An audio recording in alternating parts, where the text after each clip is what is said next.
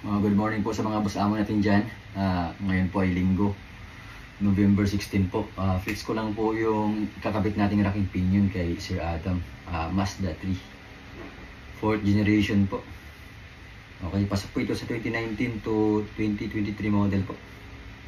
Ayan, magkaiba po sila ng Mazda 3 na 3rd generation. Kasi bushing yun eh. Ito bakal na siya eh. So, bakal lang po kailangan nyo.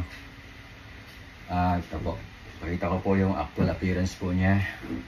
Okay. Yan po yung sa kabitan niya. Oh. Yung sinundan nito, 3rd generation, ano yun eh, bushing type yun eh. Yan. Bakal po siya. Halos magkaparehas lang din po ito ng Mazda CX-3. Pero, hindi papasok yung tornilyo kasi tabingi. Okay. Mazda 3. 4th generation po. Yan, ang haba ng sa coupling, lagay ng coupling. Haba niya. So, racking pinion assembly kasama na po ang rack end. Steering board, kasama na po yan siya sa assembly po natin. So, baka kailangan nyo boss. Meron tayo brand new. Tsaka meron din tayo mamayang pick up na Honda Jazz 15 model.